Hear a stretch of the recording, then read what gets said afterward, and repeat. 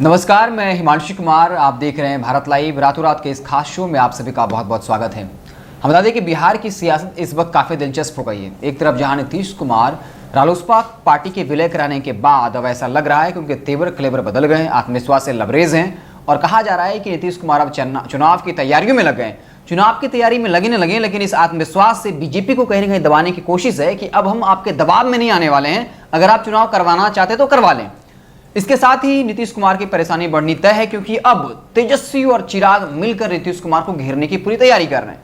आपको पता होगा किस तरीके से तेजस्वी यादव 23 मार्च को विधानसभा का घेराव करेंगे। किन मुद्दों को लेकर करेंगे? रोजगार के मुद्दों को लेकर, नौकरी के मुद्दों को लेकर, क्राइम के मुद्दों को लेकर। और आपको पता होगा 2020 का विधानसभा चुनाव अपने आप में अलग इसलिए हुआ था क्योंकि इस बार शिक्षा, स्वास्थ्य, रोजगार, नौकरी जैसे बुनियादी मुद्दे चर्चा के विषय बने थे और यही वो वजह था जिन्होंने तेजस्वी यादव को इस वक्त का तेजस्वी यादव बनाया। एक वर्जन आपको देखने को मिलेगा। तेजस्वी यादव के बारे में बात करें तो शुरुआती दौर में अगर आप तमाम राष्ट्रीय चैनल्स के अगर आप ओपिनियन पोल देखें तो कहीं ना कहीं उसमें बताया जा रहा था कि एनडीए की सरकार बन रही है। लेकिन जैसे ही तेजस्वी यादव ने रोजगार, नौकरी के मुद्दों को पकड़ा, युवाओं के नब्ज को पकड़ा, उसके बाद से आपने देखा होगा एग्जिट पोल में महागठबंधन की सरकार बन रही थी। हालांकि ये अलग बात है कि मामूली अंतर से आरजेडी यानी महागठबंधन सरकार बनने से चूक गई और अब उसी रोजगार और नौकरी के मुद्दों को लेकर खास करके अब तेजस्वी यादव विधानसभा का घेराव करने वाले हैं और ये नीतीश कुमार की परेशानी बढ़ाने वाली है, क्योंकि बिहार में युवाओं की काफी तादाद है जो सरकारी नौकरी की तैयारी करते हैं। बिहार के बारे में अगर आप बात करें तो पटना की राजधानी की बात करें तो लाखों लोग हैं जो सरकारी नौकरी की तैयारी करते हैं। और तेजस्वी यादव ने क्या कहा था आपको याद है? उन्होंने बार बार अलग अलग मंचों से इस बात को दोहराया था कि अगर हमारी सरकार बनती है तो पहले कैबिनेट में पहली कलम से 10 लाख सरकारी नौकरी देंगे। उसके बाद क्या हुआ? एनडीए के नेताओं ने इसका माखौल बनाना शुरू किया कि इतना पैसा तो है ही नहीं। उसके बाद तेजस्वी यादव ने बकायदा वो सारे डेटा अवेलेबल करा दिए कि केंद्र सरकार जितना पैसा बिहार सरकार को देती है और उसमें से बहुत ज्यादा प्रतिशत जो है, आधा से ज्यादा खर्च नहीं हो पाता है, वो केंद्र सरकार को लौट जाता है। हम वही पैसा इन युवाओं के बीच में सरकारी नौकरी के तौर पर बांट देंगे। उसके बाद जब ये मुद्दा लगातार हावी होता गया, युवाओं के बीच में लोकप्रिय होता गया, उसके बाद एनडीए के अंदर बीजेपी ने, याद रखिएगा नीतीश कुमार नहीं, बीजेपी की तरफ से प्रस्ताव रखा गया कि हम 19 लाख रोजगार देंगे जिनमें सरकारी नौकरी भी सम्मिलित होगा, जो पोस्ट खाली है वो दिया जाएगा। और अब इसी मुद्दे को लेकर एक बार फिर जो है तेजस्वी यादव अब पूरा मूड बना चुके हैं और नीतीश सरकार को घेरने की तैयारी चल रही है, क्योंकि बिहार में वाकई एक बहुत बड़ा मुद्दा है। क्वेश्चन लीक जैसे मामले आते रहते हैं। जी। तो क्या लग रहा है विशाल? एक तरफ तेजस्वी यादव ने मोर्चा खोल दिया, 23 मार्च को बाकायदा आपने ग्राउंड से रिपोर्टिंग भी करी है जहां पर तमाम पोस्टर्स आप दिखा रहे चाहूंगा हिमांशु जी की 23 मार्च आज ही है। हम रातों रात में एक दिन पहले करते हैं, लेकिन 23 मार्च आज ही है। आज ही 10 बजे से प्रोग्राम शुरू होने वाला है, यानी कि जो तमाम जो प्रदर्शन होंगे, विधानसभा घेराव होना है, कुछ देर बाद ये शुरू होगा। 7:30 बजे रातों रात हमारा जाता है। आपको बता दें कि जिस तरह से लगातार तेजस्वी यादव अटैक कर रहे हैं, आपको बता दें कि बिहार विधानसभा चुनाव से पहले की बात करें तो एलजेपी यानी कि लोक जनशक्ति पार्टी के राष्ट्रीय अध्यक्ष की बात करें हम, चिराग पासवान, उन्होंने लगातार नीतीश कुमार पे किस तरह से अटैक किया था, हमला किया था, 7 निश्चय को फेल बताया था। जल नल योजना में जिस तरह से कहा था कि इसमें भ्रष्टाचारी है, अगर हमारी सरकार आती है तो हम जेल में डालेंगे, उसमें से अटैक करते रहे, लगातार हमलावर रहे हैं। लेकिन बीच में एक बार वो शांत हो गए थे, लेकिन फिर से लगातार अब जिस तरह से उनका बयान आ रहा है, उनके बयानबाजी हो रहे हैं। और बयानबाजी तब से शुरू हो गया जब से नीतीश कुमार ने उनके खेमे में कहा जा रहा है कि सिंधमानी की कुछ नेताओं को अपने पाले में कर लिया। उसके बाद से नाराज हो गए चिराग पासवान, उसके बाद से लगातार बयानबाजी करने लगे। वहीं बिहार दिवस के शुभ अवसर पर उन्होंने एक बयान दिया और कहा कि बिहार दिवस है, ये अच्छी बात है, लेकिन हमें सोचना चाहिए कि बिहार में खास करके जहाँ से मैं सांसद हूँ, जम्मू से वो सांसद हैं, वहाँ पे 500 बेड का अस्पताल नहीं है। हम कितना बार नीतीश कुमार से मैंने बात किया है, लेकिन नीतीश कुमार एक खास जिला, खास वर्ग के लिए काम कर रहे हैं। कहीं ना कहीं उनका निशाना राजगीर और नालंदा पे निशाना था और खास एक वर्ग की जो बात कर रहे हैं, जो बार बार नीतीश कुमार पे आरोप लगता रहा है कि कुर्मी समाज के लिए ज़्यादा काम करते हैं। लेकिन चिराग पासवान जो आरोप लगा रहे हैं कि भ्रष्टाचार लगातार हो रहा है, उनमें जल नल योजना हो या फिर कोई भी और भी ले लें, जो भी योजना है नीतीश कुमार को, भ्रष्टाचार हो, शराबबंदी को लेकर के भी लगातार तेजस्वी यादव घेरते रहे हैं। और फिर खास करके हम बात करें चिराग पासवान की, तो चिराग पासवान ने कई बार बोला है कि बिहार में शराबबंदी नहीं है, कहीं भी शराब आपको मिल सकता है, आराम से मिल जाएगा। इसको लेकर के कई बार उन्होंने नीतीश कुमार से सवाल उठाया कि सुशासन की सरकार तो है नहीं। तो आज फिर से उन्होंने एक बड़ा बयान दिया है बिहार दिवस के शुभ अवसर पे। तो देखा जाए कि किस तरह से नीतीश कुमार पर हमलावर हैं और नीतीश कुमार के जो विरोधी दल हैं, खास करके हम बात करें तेजस्वी यादव और फिर लोक जनशक्ति पार्टी के राष्ट्रीय अध्यक्ष चिराग पासवान, दोनों के साथ आने से नीतीश कुमार की कहीं न कहीं बोलती बंद हो गई है। आपको बता दें कि ये दोनों तो विपक्षी पार्टी हैं, साथ ही कुछ दिन पहले की जब आपको सरकार का गठन हुआ था, सरकार के जो एनडीए के खेमे हैं, एनडीए के खेमे के ही दल बीजेपी के ही जो नेता हैं वो खुद नीतीश कुमार पर अटैक करते नजर आ रहे थे।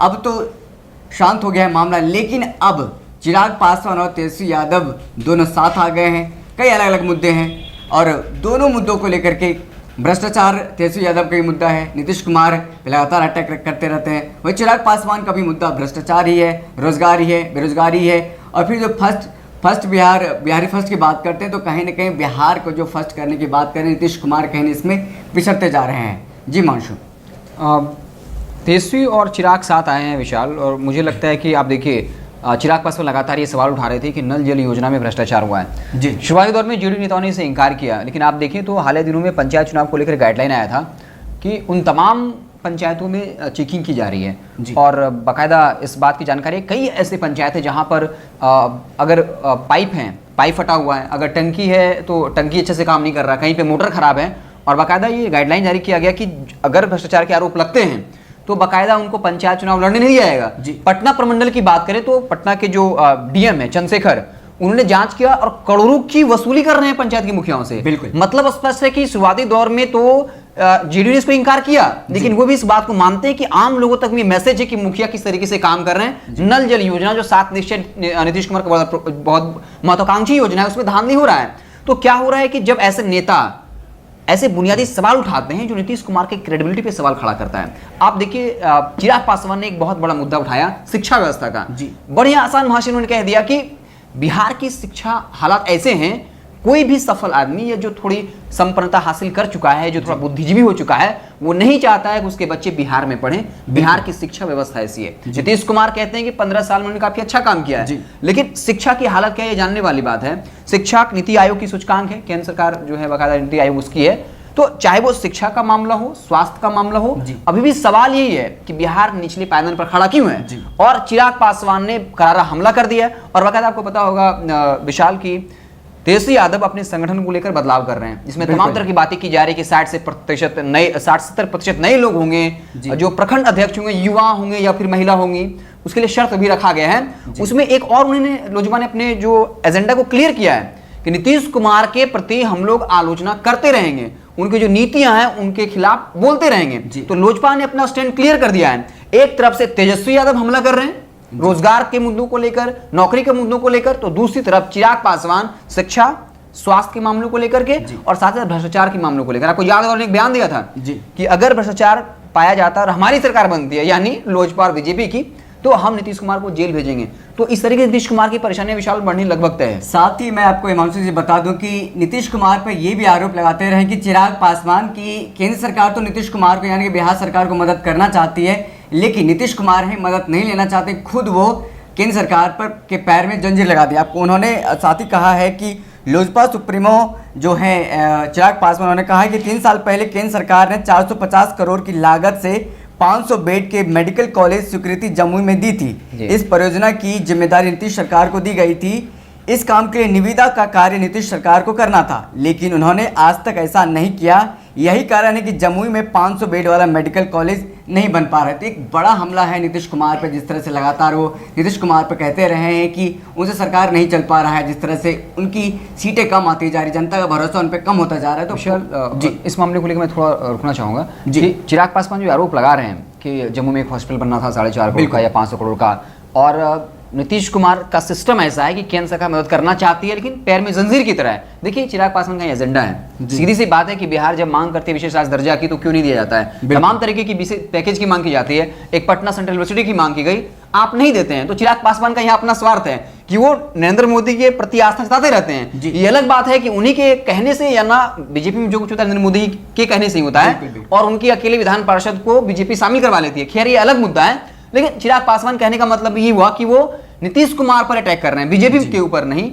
और इस तरीके से अब नीतीश कुमार की परेशानी बढ़नी तय है। देखिए क्या होता है कि जनता के बीच में नीतीश कुमार क्या बात बार बार फैलाते हैं कि 15 साल पहले क्या था, जिसको लेकर के बाकायदा देखिए तेजस्वी यादव ने एक बार सदन में बड़ा डेटा फैक्ट दिया था। जब नीतीश कुमार कहते हैं कि 2005 से जो है माफ करिएगा 1990 से 2005 तक बजट इतना था 2005 में, और जब हम आए तो दुगना हो गया। बिल्कुल, इसको देखिए तेजस्वी यादव ने कैसे क्रॉस किया। उन्होंने कहा कि 1990 में जब लालू यादव सत्ता में आए थे जी, उससे जितना 2005 में बजट बढ़ा उतना ही बढ़ा है। मतलब ये वक्त के साथ डेवलपमेंट है, आपका कोई कुछ नहीं है।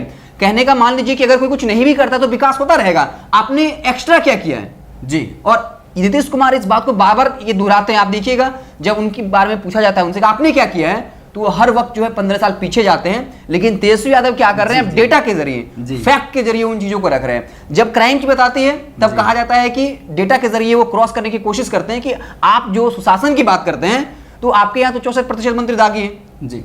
तो कहीं ना कहीं नीतीश कुमार की क्रेडिबिलिटी को खत्म करने की कोशिश है, और इसलिए क्राइम पर बार बार सवाल उठाया जा रहा है, ताकि नीतीश कुमार जो बार बार कहते हैं कि हम सुशासन बाबू हैं, इसलिए बार बार भ्रष्टाचारियों की बात हो रही है। देखिए क्या है कि तेजस्वी यादव खुद घिर जाते हैं। आपने देखा होगा जब नीतीश कुमार को घेरा गया कि आपके मंत्री दागी हैं, तो बाकायदा जेडी ने बताया कि आपके विधायक भी दागी हैं, लेकिन तेजस्वी यादव इसी पर तो अटैक करना चाहते हैं। दोनों के घर शीशे के हैं जी, लेकिन तेजस्वी यादव जानते हैं कि हम पर भी लांछन लगेगा। लेकिन नीतीश कुमार ने जो अपना एक चेहरा बनाया है कि मैं ट्रिपल से क्राइम, करप्शन, कम्युनिज्म से कॉम्प्रोमाइज नहीं करता, इसी को लेकर तेजस्वी यादव उसकी उनके क्रेडिबिलिटी पे अटैक कर रहे हैं कि आप जो शासन बाबू की सही बताते हैं एक्चुअली में वो नहीं है, ये कहीं ना कहीं आपका दिखावा है, और ये कहीं ना कहीं नीतीश कुमार की परेशानी अब बढ़ाने वाली है। बिल्कुल, जिस तरह से आपने देखा कि नीतीश कुमार की परेशानी लगातार बढ़ती जा रही है, अब तो और बढ़ने वाली है, क्योंकि नीतीश कुमार के विरोधी बन गए हैं लोजपा। पहले से विरोधी, लेकिन अब मुखर होकर के विरोध करने लगी है चिराग पासवान और तेजस्वी यादव दोनों के साथ आने से। अब आने वाले दिनों में देखना होगा कि नीतीश कुमार की परेशानी कितनी और बढ़ती है।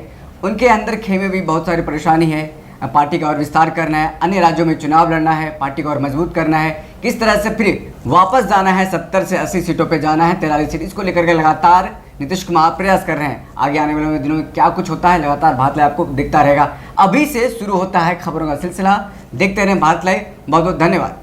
अगर ये वीडियो पसंद आई और वह बिहार के राजनीति और बिहारियत से सरोकार रखेनी तो सब्सक्राइब बटन दबा के चैनल के सब्सक्राइब कर ली। ओजे एगो घंटी बा, ओकरा बटन दबा देला से कुल सटीक और मारक खबर रुआ मुफ्त में मिल जाई। अगर रुआ पत्रकारिता के हमनी के नया प्रयोग में सहयोग कर चाहतानी तो ज्वाइन बटन दबा दी। पेटीएम नंबर नोट कर ली 9386816700। धन्यवाद।